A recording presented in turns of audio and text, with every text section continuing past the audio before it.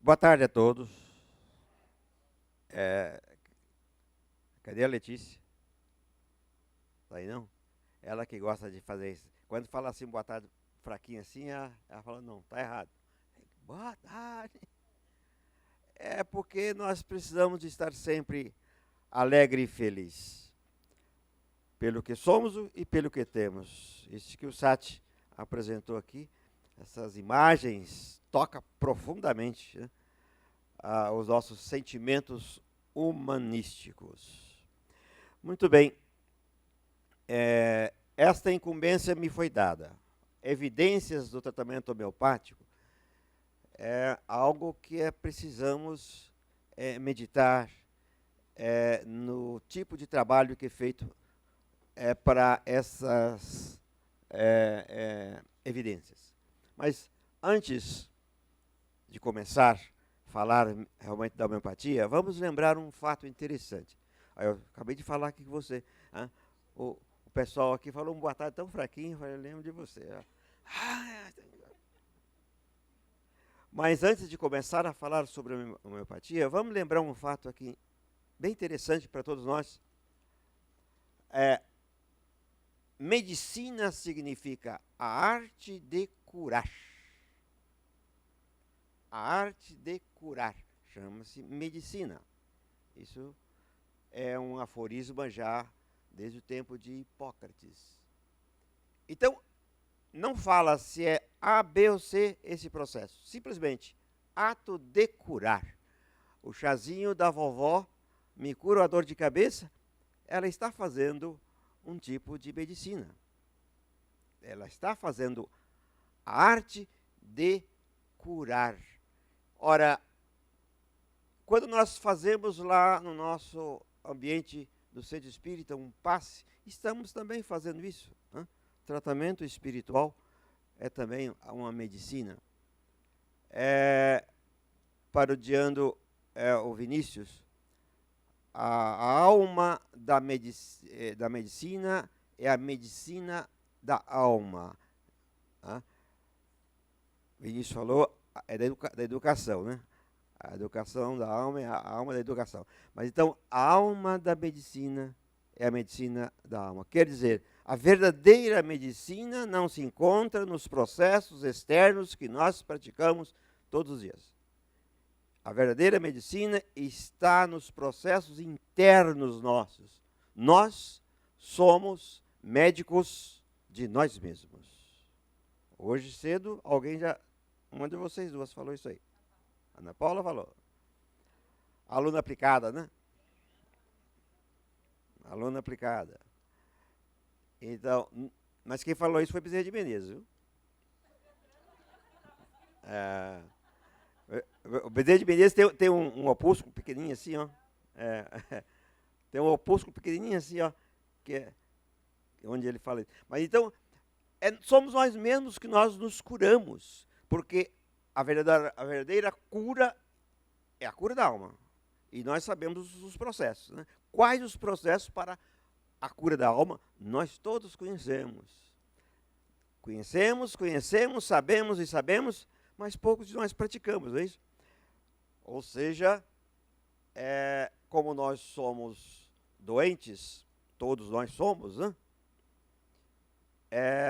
Então nós nos propusemos a nossa própria cura. A cura pelo Espírito, a cura da alma. Os processos que adoecem a alma.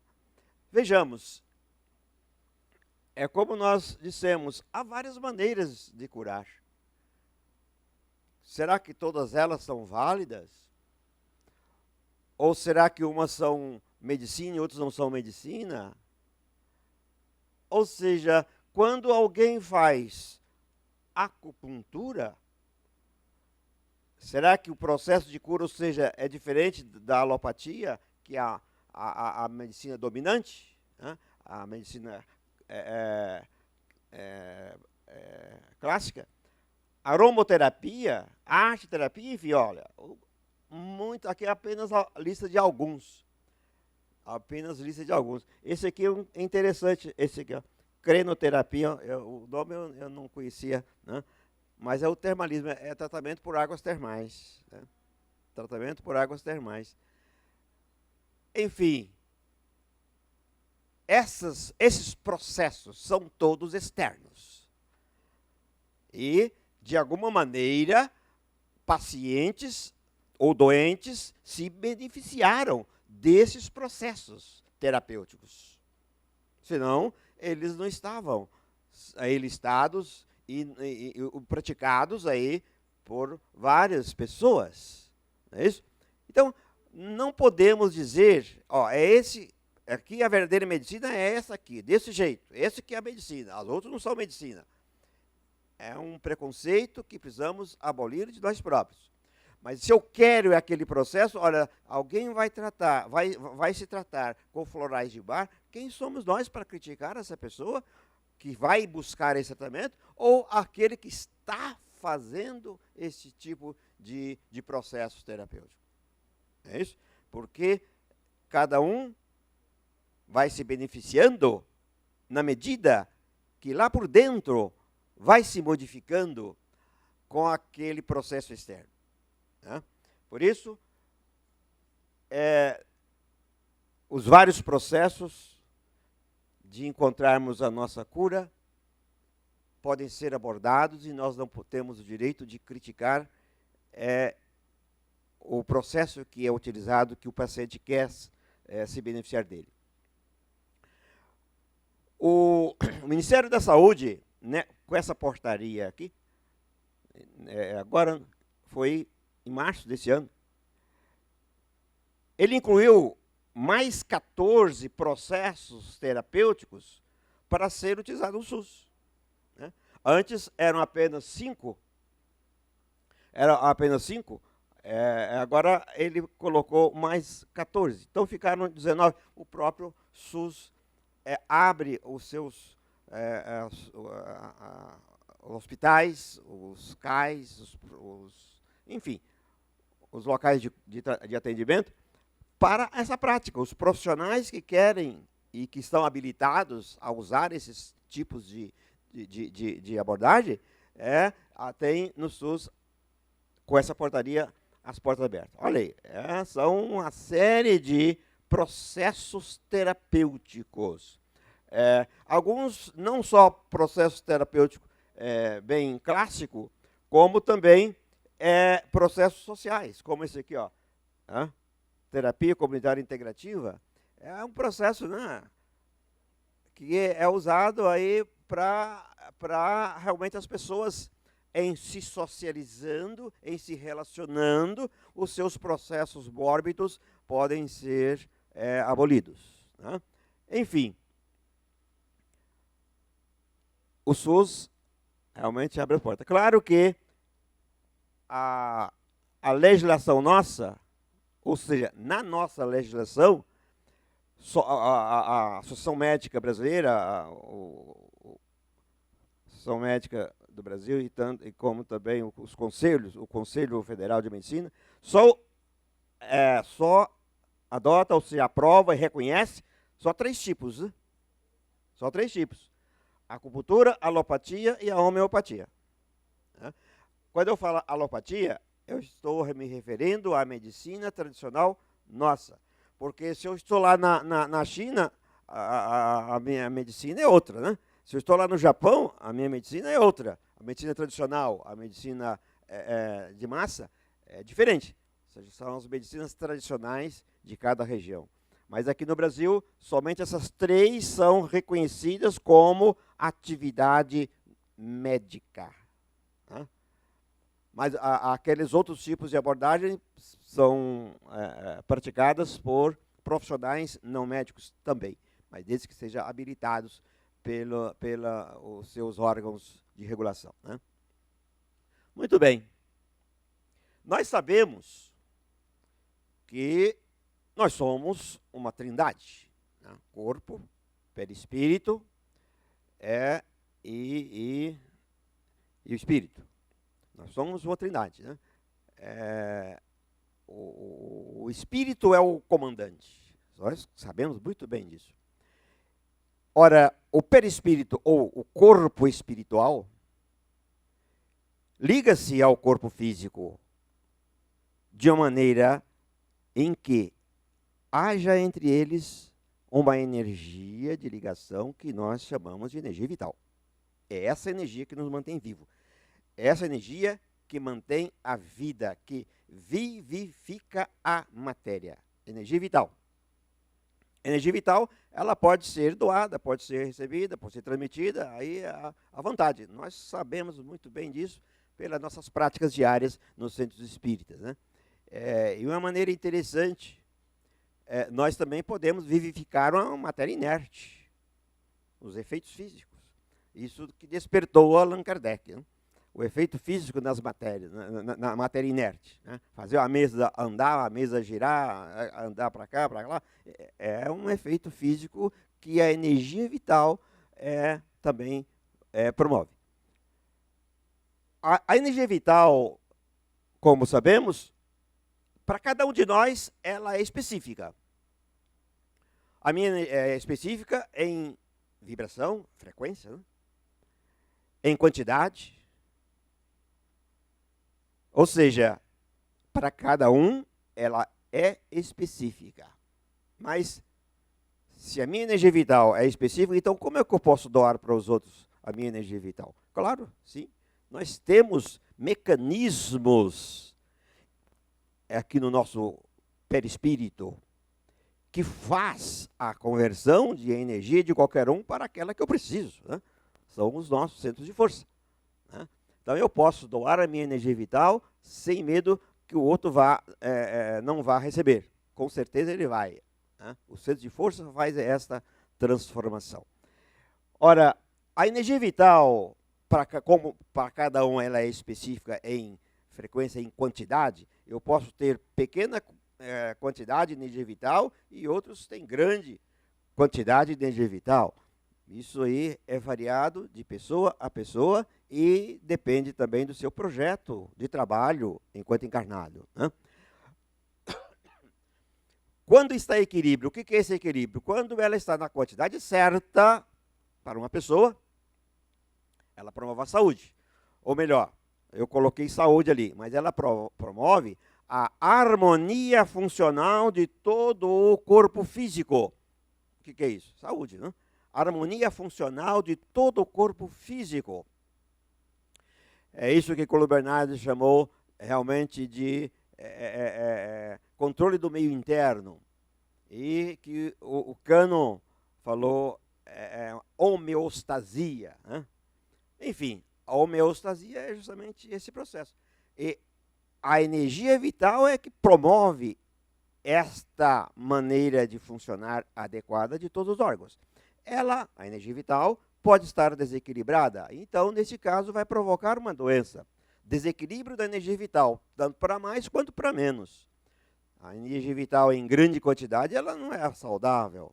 Ela provoca uma hiperfunção, que todos nós sabemos que alguns órgãos com hiperfunção, aliás, todos os órgãos com hiperfunção, ele realmente leva à exaustão funcional e à doença. Ou então, a energia vital pode estar para menos. Isso também provoca as doenças. Qualquer tipo de doença sempre é desequilíbrio da energia vital. Isso, nós espíritas sabemos disso. Mas a grande maioria da humanidade ainda não tem essa clareza, né? À medida que nós vamos nos esclarecendo e avançando no comando, no conhecimento do plano espiritual, do mundo espiritual, do mundo extrafísico, nós vamos descobrindo meios mais eficazes de produzir o nosso equilíbrio, né? À medida que vamos evoluindo, nós também vamos fazendo isso. Por isso que todo agravo, ou seja, tudo aquilo que perturba a energia vital, tudo aquilo que perturba a energia vital, agindo no corpo físico, vai desviar esse corpo da normalidade. Então, eles fugindo da normalidade, nós temos internamente aqueles meios de proporcionar a homeostasia que nós chamamos de curador interno. Nós homeopatas, é porque o Hahnemann chamou isso, né? Curador interno. Todos nós temos ele em nós. Isso desde quando fomos criados por Deus. Quando Deus nos criou na forma de princípio inteligente, Ele já incrustou ali dentro um núcleo que podemos chamar de harmonizador. Todas as vezes que alguma coisa fora do princípio inteligente agrava, ou ataca, ou perturba, ele tem jeito de voltar à normalidade. E nós temos isso em grande intensidade. Todos nós, a todo instante, a cada segundo, estamos assim provocando. Estamos sentados aí nessas cadeirinhas gostosas aí, perna cruzada ali, ó. A circulação está perturbada ali na Ana Paula ali, ó. Mas o curador interno dela não deixa aquela dificuldade da circulação ali provocar doença das pernas dela. Agora, né, Ana Paula? Se você continuar com isso aqui, lá, você estiver velhinha assim, pode ser que sim, né? Então, o curador interno age a todo instante, a qualquer momento. Somos perturbados por alguma coisa de fora de nós e também de dentro de nós, né? E o curador interno faz isso voltar à normalidade. Todas as vezes que ele sai da normalidade. Ora, então, quando o agravo provoca um desvio da normalidade, o nosso curador interno vai estimular a força vital para voltar ao equilíbrio. Isso aí é algo que fazemos a todo instante. Somente quando a intensidade do agravo é mais intenso, mais forte do que esse curador interno, é que aparece a doença. Então veja que nós só adoecemos quando nossa força vital desequilibrou-se e o nosso curador interno não deu conta. Daí adoecemos. Né? A doença, portanto, é um grito do espírito, do corpo. Olha, me ajudem, me ajudem. A doença sempre é um grito de socorro. Sempre. Né? Por isso que nós precisamos atender a esse chamado. De uma maneira ou de outra, vamos buscar o socorro adequado. Aqui, especificamente, puxa a sardinha para o meu lado, né?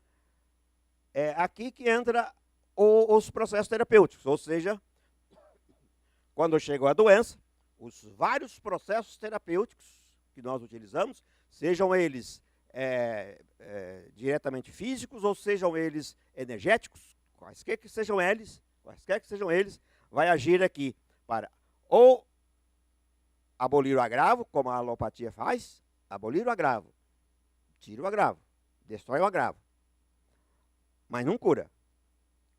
Ele só destrói o agravo e o corpo é que vai se curar. Por exemplo, está com a infecção, a bactéria está ali perturbando, o antibiótico vem ali e destrói a bactéria. Mas o antibiótico não vai reverter os tecidos que foram lesados, aqueles órgãos que foram machucados, nem uma vez. Quem vai fazer isso é o curador interno nosso. É a nossa, realmente, homeostasia, ou qual que é o nome que queiramos dar, mas é interno. Então, no caso aí, no nosso caso específico da homeopatia, o medicamento homeopático vai fazer este estímulo. Vai estimular a força vital, que estava ou para mais ou para menos, voltar à normalidade. Este é o ponto-chave do tratamento homeopático. E aí, com isto, nós podemos facilitar de novo a volta à saúde do corpo físico. Esse processo aí ocorre constantemente. Muito bem. A homeopatia é um processo terapêutico descoberto por Samuel Hahnemann em 1796. Hahnemann era médico, ele se formou em medicina em 1770, não é isso? Achei isso. Mas os processos terapêuticos da época, ele ficava abominado. Eram terríveis. Ele falou, os processos terapêuticos faz mais mal ao doente do que curam. A maneira como era tratado o doente, sangria ou ventosa, é um punhado de processos, processos químicos dos mais diversos, sem saber se aquilo era bom, se era veneno, enfim. Ele parou de clinicar. Não, esse não é o processo que eu queria fazer na vida, ajudar os doentes dessa maneira. Eu estou mais prejudicando. Parou de clinicar. E aí, como não podia parar de comer, né? A família crescendo, ele começou a traduzir livros. E aí chegou nas mãos dele um livro em que falava sobre a malária, e os remédios, o quinino. Ele olhou, olha, o quinino provoca no corpo o mesmo que a malária faz. Que coisa interessante. Ele começou a analisar isso, experimentar em si mesmo. Foi aí que ele começou a descobrir um processo novo. Em 1796, ele publicou a sua tese de doutorado com esse novo processo. Foi realmente um sucesso, alastrou para o mundo inteiro. O mundo inteiro.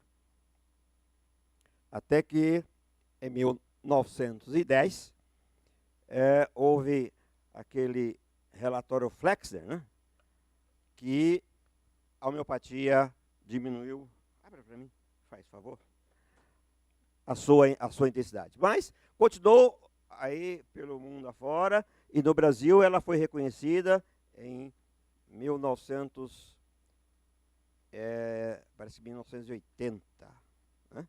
Parece aí. Reconhecida como uma especialidade médica. A homeopatia é, para nós, uma especialidade médica. Bom, a homeopatia, portanto, ela usa para estimular a energia vital, ela usa outra energia, a energia de animais, vegetais e de minerais. Quaisquer desses aí, tanto sólidos quanto líquidos, pode ser usado para o tratamento homeopático. Ele usa a energia que está incrustado nesses elementos. Não é a parte física dessas substâncias que vai fazer a cura do doente. Ela utiliza energia. Então, tantas partes sólidas ou líquidas de animal, vegetal ou mineral pode ser transformado num medicamento homeopático com os processos adequados de fazer esse medicamento, que é chamado de dinamização, que nada mais é do que diluição e agitação. Então, o princípio homeopático é sempre diluir, agitar, para curar. Diluir, agitar, para curar. A diluição vai provocando, ou seja, vai fazendo diluição, até chegar a um ponto que não tem mais nenhuma substância química ali, só tem água. É isso que a mentalidade científica não aceita. Ora, se não tem mais substância, por exemplo, um medicamento homeopático diluído a 20ª potência. Ela foi diluída 20 vezes. Ela está ali mais ou menos 10 a menos 40. Isso já ultrapassou a lei de Avogadro. Não é isso? Na química, a lei de Avogadro fala o seguinte, que um mol de substância contém 1,02 vezes 10 elevado a menos 23 partículas. Não é isso? É isso, Cadu? Não lembra, não? Exatamente. O número de Avogadro, então, tem esse limite. Somente até a 12ª, ou seja, menos 12. Se você diluir uma substância a menos 20, desapareceu o produto que estava sendo diluído. Não tem mais nada ali. Então, como age o medicamento homeopático se não tem nenhuma substância? Essa é a grande pergunta. E o grande trunfo daqueles mentes científicas que não aceitam a homeopatia. Essa aí. Mas está sendo estudado, inclusive aqui no Brasil, lá na Unicamp, no Instituto de Química, estão estudando esse processo também. A assinatura energética das substâncias na água. assinatura energética. Falei, o que é assinatura energética? Será que as partículas deu uma rubrica ali? Todas as vezes que uma partícula ou uma substância é diluída em água, não é em óleo, água, a energia da substância impregna as moléculas de água. E essa energia impregnada fica fixa. Você pode tirar a substância que ela fica ali. Isso está sendo estudado como chamado memória da água. Aliás, tem até na internet aí aquele Imaru, aquele japonês que fotografou moléculas de água congelada, né? Congelada, e que recebia informação energética das pessoas ou do ambiente. A beleza das moléculas de água eram relacionados, era diretamente proporcional à energia bondosa das pessoas ou do meio ambiente. Energia negativa, energia ruim, a molécula de água fica disforme. Isso ele já fez isso em 1980. E agora estão tratando, ou seja, fazendo isso de maneira como esse japonês fez isso de maneira experimental, só teórico, puramente sem o respaldo de estudo científico, agora está sendo estudado. Então, a água deixa sempre se registrar por qualquer substância que nela passa. Por isso que nós temos a água fluidificada. Graças a essa propriedade única que a água tem. Os medicamentos homeopáticos são diluídos na água. Depois é colocado no álcool por causa da Anvisa, que não deixa ficar só na água só por 24 horas só. Porque problema de energia, de higiene, realmente de contaminação, aí tem que pôr no álcool, né? A dispensação é feita em álcool. Mas a água, portanto, é esta matéria que nela se imprime tudo. E o medicamento homeopático tem essa característica de agir sempre com a energia. Então, o medicamento homeopático energizado, da maneira apropriada, é aplicado ao doente. Então, veja, como está ali a energia da substância que foi transformada em medicamento, e ali ele só tem uma frequência, que é a frequência própria daquela substância, cada pessoa tem sempre o seu único remédio. Por isso que a gente trata o doente, não trata a doença. Na homeopatia, isso. Por isso que, ou seja, o médico homeopático tem que procurar nos seus inúmeros medicamentos homeopáticos aquele que tem a frequência daquele seu paciente. Se ele aplicar outro que não tenha que seja aquele daquela frequência isômera, não vai fazer efeito nenhum. Por exemplo, se o meu remédio homeopático é o licopódio, só o licopódio que vai fazer a minha energia vital se recompor. Se eu aplicar, por exemplo, um nátrium, não vai adiantar nada. Ana Paula, se eu aplicar uma sépia para ela não vai... se o medicamento homeopático dela não for a sépia. Enfim, esse é o processo que nós usamos na homeopatia. Olha, eu entrei para a homeopatia apenas para curiosidade. Uma curiosidade que eu tinha, por que um medicamento que não tem remédio nenhum ali dentro, tem efeito? Vamos sair. Aí eu me aposentei da universidade e fui fazer esse estudo. Realmente é algo que a gente fica apaixonado.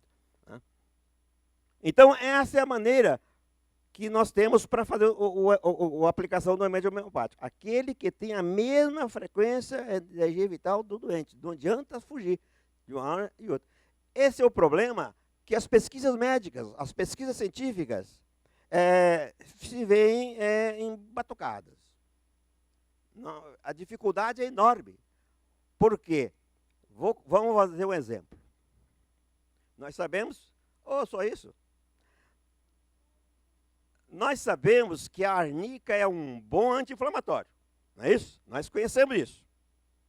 Então, eu vou fazer uma pesquisa, vamos ver. Eu vou tratar essa inflamação com arnica e alopático, e eu vou fazer o tratamento homeopático com arnica também.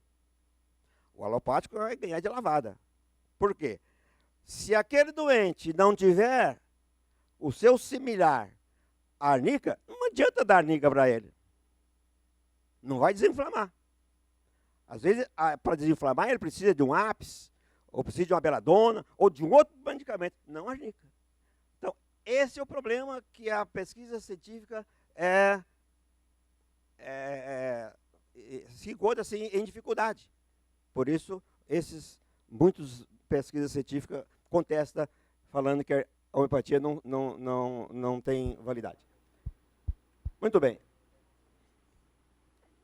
A homeopatia trabalha nesses 3 princípios. Isso é a base funcional. Princípio da semelhança. Semelhante cura semelhante. Similus, similus curantur. A diversão de medicamento único. Cada um tem o seu medicamento. Um de cada vez. Não adianta eu dar 2, 3 medicamentos homeopáticos juntos. Não vai resolver. Se só um que tem a frequência daquela pessoa. E experimentos com medicamentos em pessoas sensíveis e sadias. Ou seja, para transformar uma substância em medicamento homeopático, ele tem que ser experimentado em uma pessoa saudável e que seja sensível. Para quê? Para que ele mostre os sintomas e sinais que ele produz. Aí, quando uma pessoa tiver doente com aqueles mesmos sinais e sintomas, eu sei, esses sinais e sintomas são provocados pela substância tal. Mas eu não vou dar ela como um agente químico. Tem que ser sempre diluído e dinamizado. Muito bem. Algumas evidências, que é o caso do nosso trabalho aqui. Eu coletei dois trabalhos científicos, 2 prós e 2 contras. Esse aqui, ó. Esses autores fizeram em 91, no British Medical Journal, 22 ensaios clínicos homeopáticos placebos controlados. Considerando, no trabalho deles, eles utilizaram o trabalho obedecendo na homeopatia o princípio da semelhança. Semelhante, cura semelhante. Então, eles foram duramente criticados, mas eles concluíram que a homeopatia realmente tem um efeito, 68% do trabalho mostrou o efeito melhor que o placebo. Isto em 91. Esse aqui também fez a mesma, ou seja, um outro trabalho em Lancet.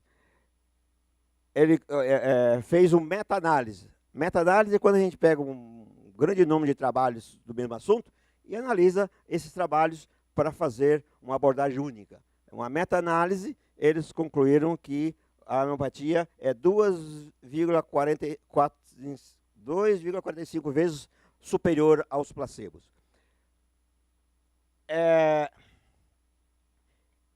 Esse aqui também, eu peguei 3, esse aqui também é a mesma coisa. Agora, esse sujeito, Chang e colaboradores, em 2005, também no Lancet, ele fez um pareamento de um ensaio pareado, 110 ensaios homeopáticos com 110 ensaios alopáticos. Seguindo, aqui que está o problema, segundo as mesmas doenças e os mesmos tipos de medicamentos. Concluíram que a homeopatia não é diferente do placebo, ou seja, tanto faz a homeopatia ou não resolve nada. Ou seja, o medicamento homeopático não vale nada.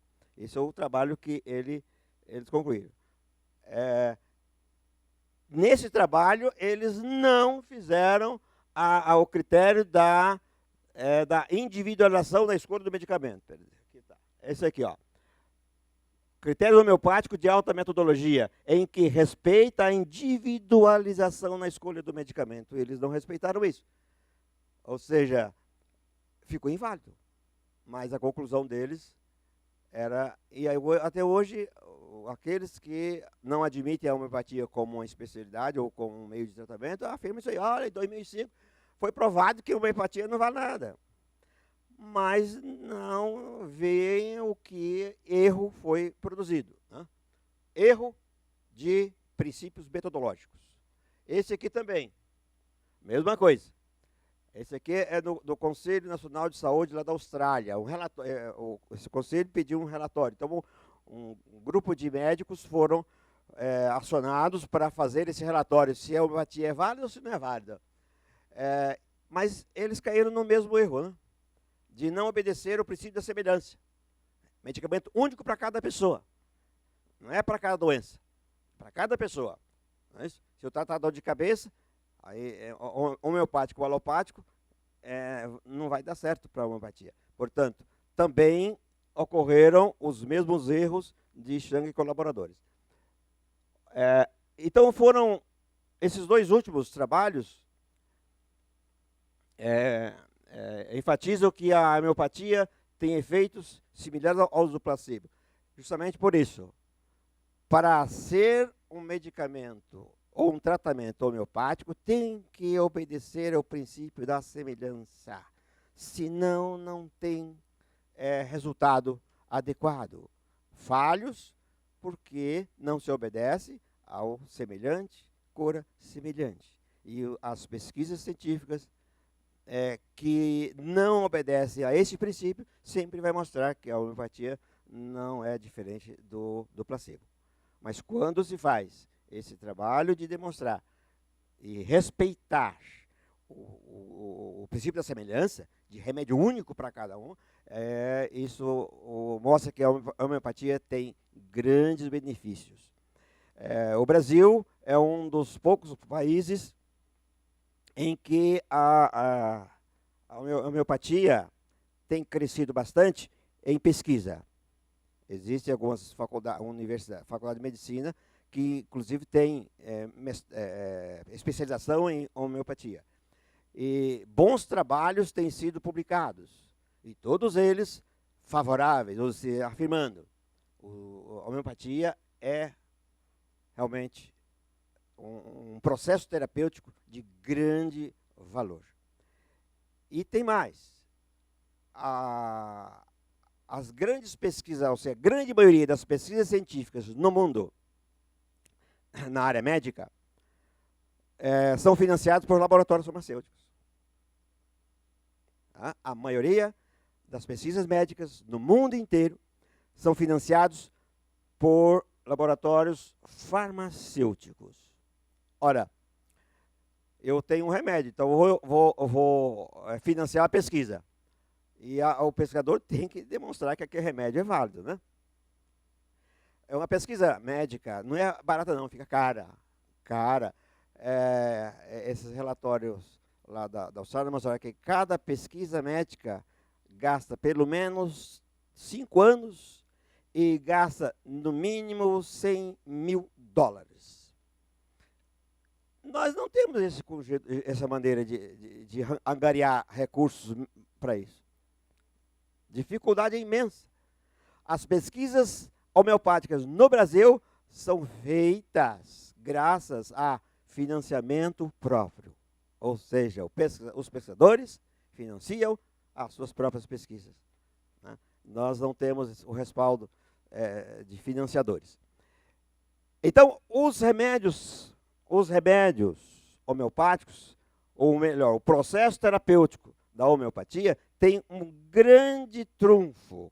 Está aqui embaixo, aqui, mas todo mundo dá para ver, né? Ó, duas grandes vantagens do processo homeopático de tratar as doenças. Primeiro pouquíssimos efeitos colaterais, raríssimos efeitos colaterais. E os efeitos colaterais que porventura aparecem são efeitos bem suaves e leves. É só algumas vezes, retirando ou diminuindo a dosagem, resolve bem. Não há efeito prolongado. Não há morte por ação desses efeitos pequenos, efeitos colaterais. Nunca houve. Outro problema benéfico, são baratos. A medicação homeopática é de baixo custo ao consumidor. Então isso realmente coloca em guerra os grandes laboratórios farmacêuticos. Não é isso? Os grandes laboratórios farmacêuticos, eles não aceitam. Aliás, em 1910, quando foi feito o relatório Flexner, o Flexner foi financiado por a nascente indústria farmacêutica, né? Por isso, será que foi por isso não, que ele deu aquele parecer desfavorável às escolas médicas homeopáticas. Mas com esse processo de aplicar a energia do medicamento para curar a nossa energia vital, nós temos grandes trabalhos realizados em humanos, animais e em vegetais. Veja, os animais são beneficiados pela homeopatia, o tratamento homeopático dos animais, veterinária homeopática, está em expansão. As plantas, uma lavoura que está doente pode ser tratada com os medicamentos homeopáticos. Né?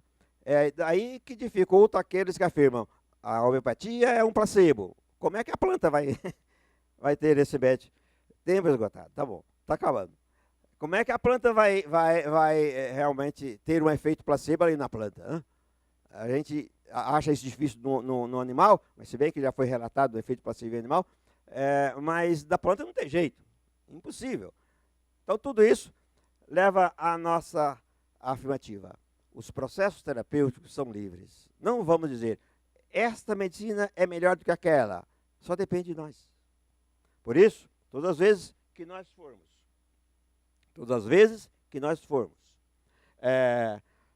necessitarmos dos préstimos da medicina, como arte de curar, em qualquer de suas formas escolhidas, qualquer uma daquelas formas, homeopatia, alopatia, flora de bar, acupuntura, moxibustão, medicina de tradução chinesa, yoga, ayurveda, qualquer um. Qualquer processo terapêutico. É preciso lembrar isso aqui, ó. Lembremos de que o sucesso terapêutico não depende somente dos meios de cura utilizados, mas principalmente de nossa disposição íntima em aceitação do procedimento e confiança no curador para atingir o fim almejado. Aquele famoso premissa, relação médico-paciente. Então, se nós não tivermos confiança plena naquilo que queremos buscar, tanto no meio no processo terapêutico, quanto no profissional que está ali aplicando o processo, se eu não tiver essa confiança, o remédio não vai fazer o efeito que era esperado de jeito nenhum. Então, por isso que nós afirmamos no começo.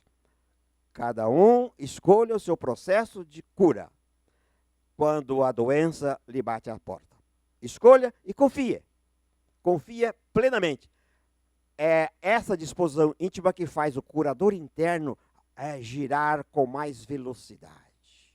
Aí o remédio vai chegar apenas como um complemento. O externo estimula o interno para funcionar adequadamente a nossa saúde. Por isso, vamos estimular a nossa cura da alma através de nossa reforma íntima. Ok? Muito obrigado.